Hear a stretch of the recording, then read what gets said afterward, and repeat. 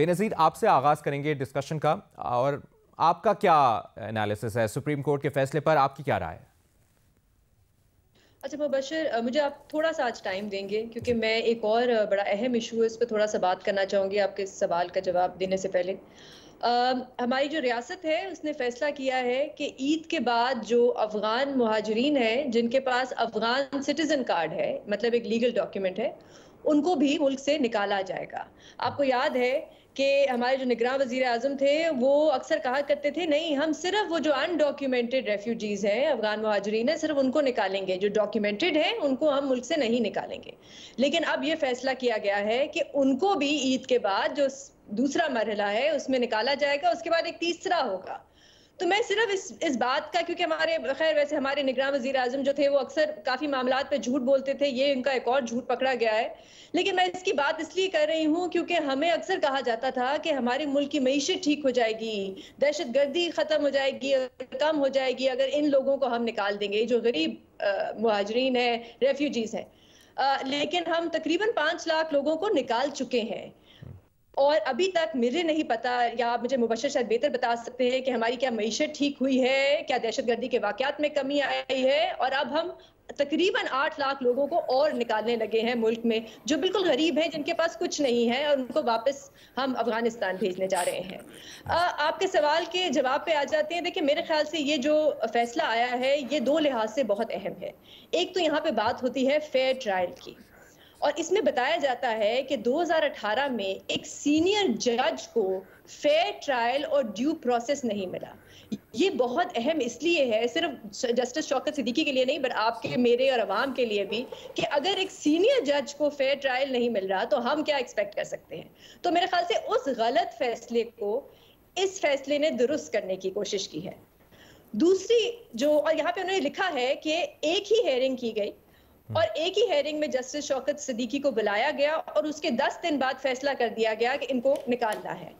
बल्कि फैसले में ये भी लिखा है कि उस वक्त की जो सुप्रीम जुडिशल काउंसिल थी, उन्होंने अपनी तरफ से अज्यूम कर लिया कि शौकत सिद्दीकी जो है वो झूठ बोल रहे हैं। बल्कि आईन में लिखा हुआ है कि एक जज को हटाने से पहले आपको एक प्रॉपर तहकीकात करनी जरूरी है। जिस तरह मज़ाहिर अली नकवी साहब के केस में हुआ, कुछ 14 विटनेसेस बुलाए गए, डॉक्यूमेंटेशन बुलाई गई और फिर जाके उनको फारिग किया गया। तो यहाँ पे उनको फेयर ट्रायल नहीं मिला। दूसरी वजह मेरे ख्याल से ये केस जिसकी वजह से ये बहुत अहम है, हमारे मुल्क में एक तासुर है, अब ये गलत है सही है मुझे नहीं पता, लेकिन एक तासुर है कि कुछ अदलिया के जो फैसले हैं उनमें एस्टैब्लिशमेंट का बहुत इन्फ्लुएंस होता है। इस फैसले में बार बार लिखा गया है कि जस्टिस शौकत सिद्दीकी ने बहुत ही सीरियस इल्जामात लगाए हैं, और इस फैसले में लेकिन जो मुझे जवाब नहीं मिला मुबशर, वो ये था कि झूठ कौन बोल रहा था और सच कौन बोल रहा था। क्या जनरल फैज झूठ बोल रहे थे या जस्टिस शौकत सिद्दीकी झूठ? ये मेरे ख्याल से इस फैसले के बाद बहुत जरूरी है कि हुकूमत एक प्रॉपर तहकीकात कराए ताकि इस सवाल का हमें जवाब मिल सके कि कौन झूठ बोल रहा है, और क्या उस वक्त की एस्टैब्लिशमेंट इतनी ज्यादा इन्वॉल्व थी एक इलेक्टेड वजीर आजम को निकालने में, और उस वक्त की अदलिया पे उनका इतना इन्फ्लुएंस था या नहीं था। लेकिन मैं पाकिस्तान में ही रहती हूँ, मुझे पता है कि इस किस्म की तहकीकात नहीं होगी, ना जनरल बाजवा होने देंगे ना जनरल फैज होने देंगे। बल्कि आजकल तो हम सुन रहे हैं कि जनरल बाजवा से जब कहा गया ख्वाजा आसिफ साहब ने कि आप पार्लियामान के सामने पेश हों, तो उन्होंने आगे से उनको धमकी दी, तो वो पार्लियामान के सामने भी पेश नहीं होना चाहते।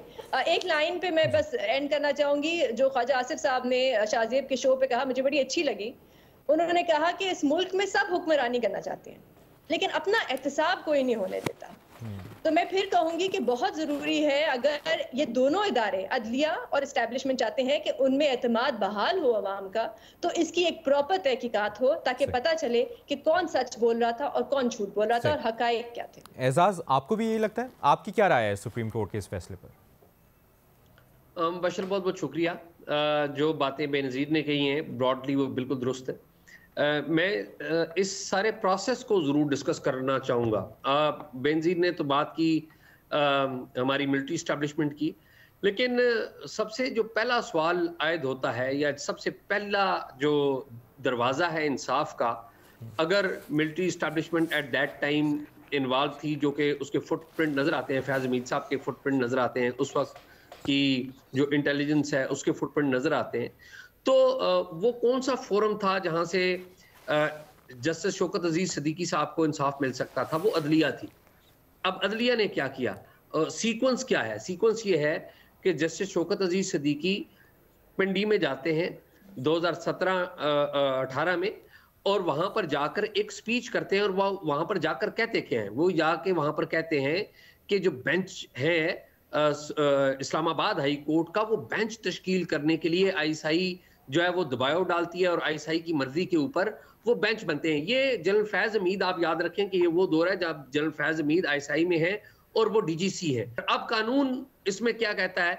कानून कहता है कि आईएसआई जो है वो वजीर आजम के ताबे है, आईएसआई चीफ वजीर आजम के ताबे है। क्या उस वक्त के जो वजीर आजम है उन्होंने इसके ऊपर कोई एक्शन लिया? शायद खाकान अब्बासी आए, बाद में इमरान खान साहब आए, इमरान खान साहब ने तो रेटिफाई कर दिया। शायद खाकान अब्बासी साहब थे उस वक्त, वो तो खुद भी इन मैनी वेज विक्टिम रहे। तो फिर बाद में पहला दरवाजा कौन सा था? वो था अदलिया का। उस वक्त अदलिया के जज साहिबान कौन से थे जो कि कानून और इंसाफ का प्रचार तो कर रहे थे, लेकिन इंसाफ अपने ही साथी को देने के लिए इनकार कर रहे थे? उस वक्त अगर आप देखें तो साकिब निसार साहब थे, आसिफ सईद खोसा साहब थे, और इनके जो बेंचेस जो इसमें बने थे वो सारे थे, और इन बेंचेस में जो जजेस थे वो रिकॉर्ड का हिस्सा है। और शौकत अजीज सिद्दीकी साहब को तो इन जज साहिबान ने अलग से भी बुलाकर कोशिश की कि इनको दबाया जाए ताकि ये पैरवी ना कर सके।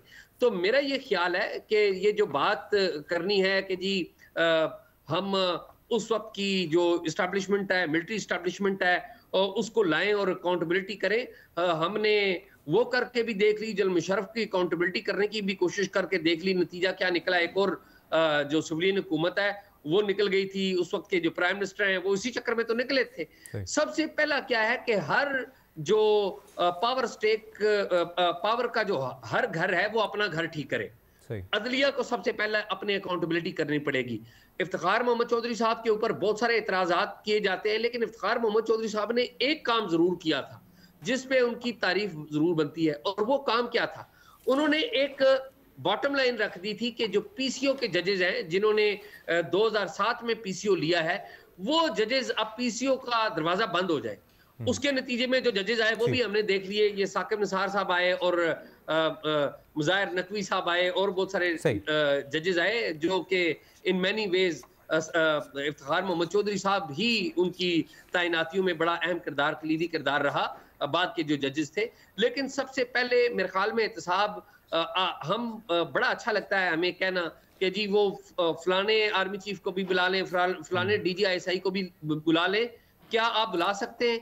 आप नहीं बुला सकते, क्योंकि आपकी जो पॉलिटिकल लीडरशिप है, आज की मैं बात कर रहा हूं, उसकी मॉरल स्टैंडिंग कहीं नहीं है। जो इलेक्शन आपने करवाए हैं, जो 2024 में इलेक्शन हुए हैं 8 फरवरी को, उसमें आपकी पॉलिटिकल लीडरशिप क्या ये कर सकती है कि बुलाए? आपका पॉइंट आ गया एजाज। नाजर सरवस्त तो क्या पिछले लोगों को भी बुला सके? एक मिनट मुबशर, और सिर्फ एक मिनट, मेरा नहीं ख्याल कि ये कर सकते हैं। ये काम करना होगा सबको मिलके। अदलिया अपनी सफाई करे, और मेरे ख्याल में उन जजेस को एक्सपोज करना बहुत जरूरी है जिन्होंने शौकत अजीज सिद्दीकी साहब को इंसाफ नहीं मिलने दिया। वो जजेस असल जिम्मेदार वो जजेस हैं जिन्होंने काले गाउन पहने हुए थे, लेकिन उनके किरदार भी कोई इतने अच्छे नहीं थे। शायद उनके किरदार भी उन्होंने साबित किया। आज सुप्रीम कोर्ट का फैसला साबित करता है कि उस वक्त सुप्रीम जुडिशल काउंसिल के जो मेंबर्स थे उन्होंने इंसाफ का बोलबाला नहीं किया, बल्कि इंसाफ के माथे पर कलंक का टीका साबित हुए। तो मेरे ख्याल में उस जुडिशरी का एहतसाब सबसे पहले करिए, ताकि अगर आप जुडिशरी का एहतसाब करेंगे, जुडिशरी को ठीक करेंगे, तो बाकी इदारे भी बाकी इदारों को खुद जुडिशरी ठीक करेगी। तो सबसे पहले जिम्मेदारी उन लोगों की नेमिंग और शेमिंग होनी चाहिए, जस्टिस आसिफ सईद खोसा की और उन तमाम जजेस की जो उस सारे प्रोसेस में थे। तो मेरा तो ये ख्याल है कि बाकी ये जज्बाती बातें बड़ी अच्छी लगती हैं कि फलां जर्नैल को भी बुला लें, फलां को भी। बुलाना किसने है? जिन्होंने बुलाना है उनका खुद करैक्टर कोई नहीं है, और जिनका करैक्टर सामने आया उनकी एहतसाब शुरू करें। और आपका पॉइंट आ गया।